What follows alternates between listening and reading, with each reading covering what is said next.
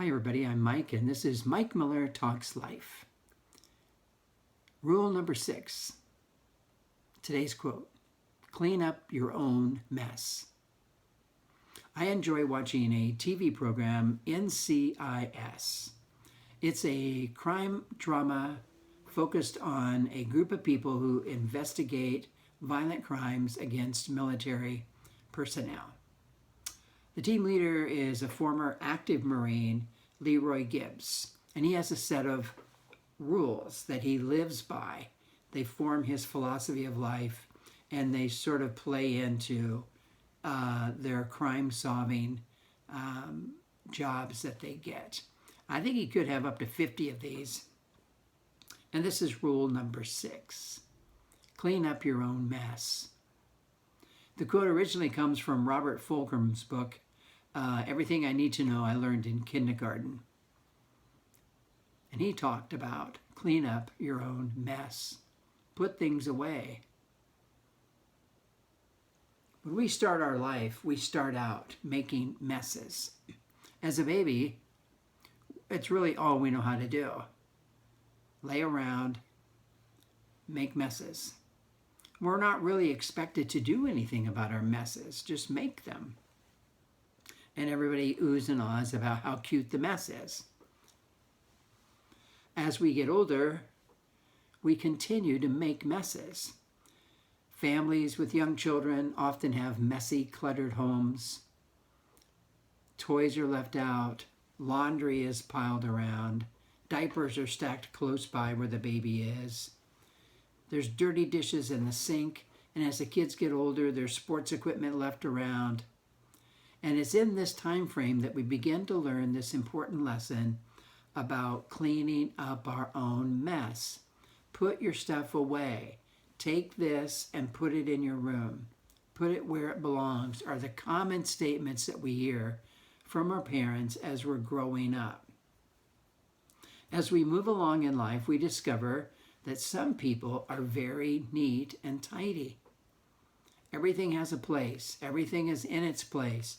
When things are brought out, they're used and they're put back where they belong, like my wife. Some people are kind of messy. They're clean, but they're messy. They get things out, they leave them out. They don't remember what they have unless it's out, like me. So now that we're retired and have more time around each other, it's interesting, to say the least. Clutter is just part of life in a way. We can have a room that's cluttered. Our home can be cluttered with things. Our car can be filled with a lot of things that don't really need to be in there. The trunk of our car, our garage, our backpack, our closet. A friend of mine has been talking to me about trying to clean up his garage during this shelter-in-place time that we're in because he wants to use it as a work area. And he's just frustrated because he has so much stuff. He didn't realize they had collected that much stuff. We leave stuff out. We start projects. They don't get finished, but they are sitting around. We remodel something in our home, and we have materials sitting around and tools laying around. It's messy. People like to cook, and they like to use all these pots and utensils to make these great meals, but they don't like to clean up, so there's a mess.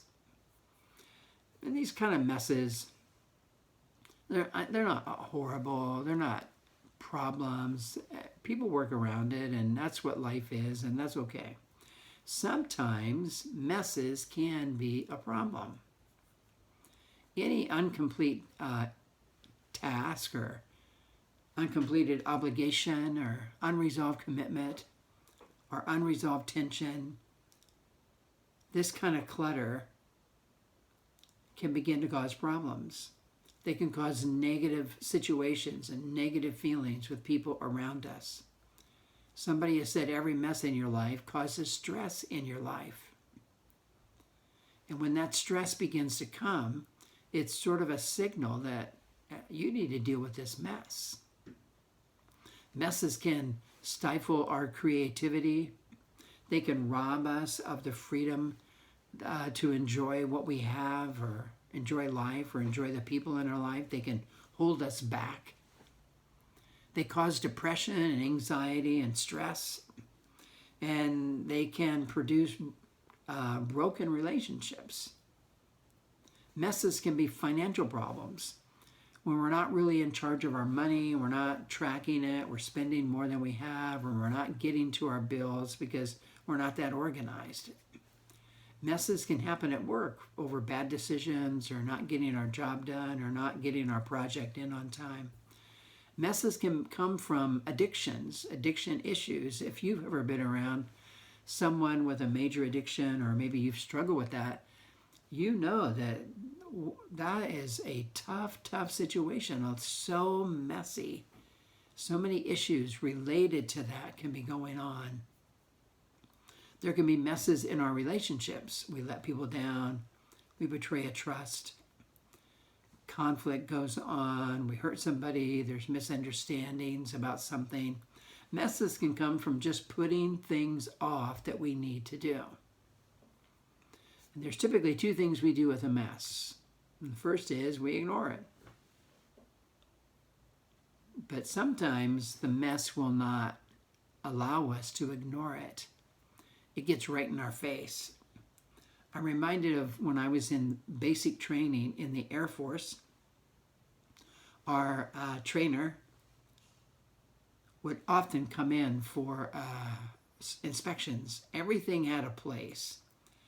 And they didn't care if you had a better idea. It was their way. Well, they'd come through and inspect. And I've seen those drill instructors just grab people's footlockers and just flip them upside down. A total chaos as they throw things all over the place. And then they would scream, clean it up, get it right. And that's the second thing we can do with a mess. We can clean it up, which is the best way to go. I think cleaning up a mess starts with getting really clear what the mess is. And not only what the mess is, but what are the problems that are coming from that mess. It could be that you just can't ever find what you need when you need it. Maybe you're missing appointments because of your mess, of not being that organized, keeping track of dates and times. The mess could be relationship problems, conflicts, letting people down, not giving people the time they need because there's a mess. Trust can be eroded. There could be problems at work. The mess could be just preventing you from reaching your potential in some area that you really want to grow in.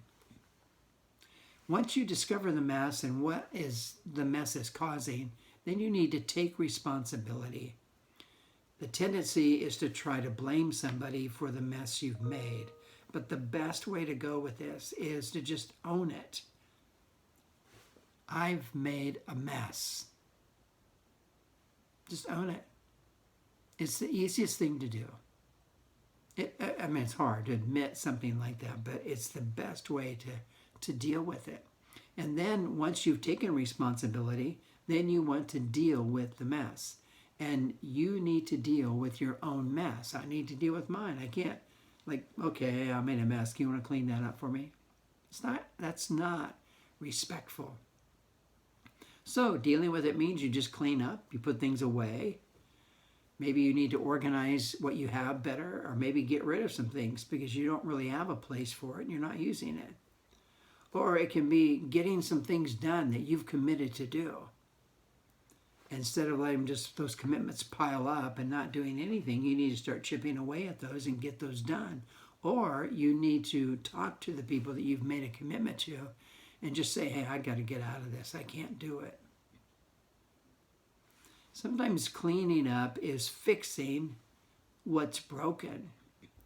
This could be just broken things around the house that are creating a mess, and you need to tackle it or get some help if you're not handy.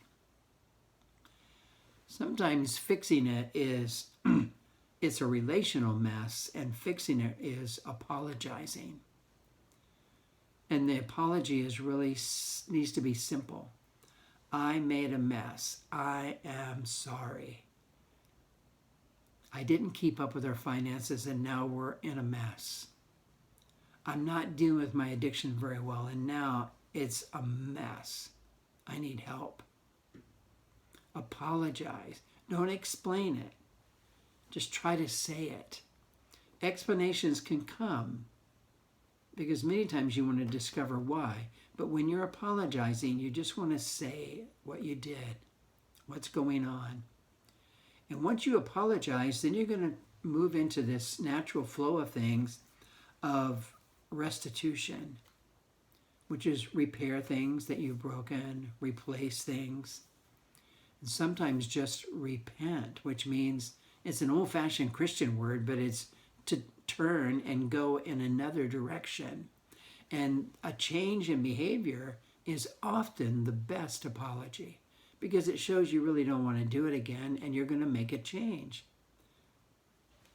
Sometimes the change is just developing some new habits that will prevent the mess from returning. So fix things. You're going to have to work at earning the trust back. When you make a mess in a relationship, sometimes you break trust. They feel they can't trust you anymore because you keep making the mess or whatever. And it's not just clutter, it's a bigger problem. You need to talk to them about that. I know I've lost your trust. What can I do to get it back? And then once that is clear, then you just keep doing the things they need you to do to earn the trust back until you get it, because the trust is valuable to you. Well, the benefit of cleaning up is we eliminate unnecessary stress.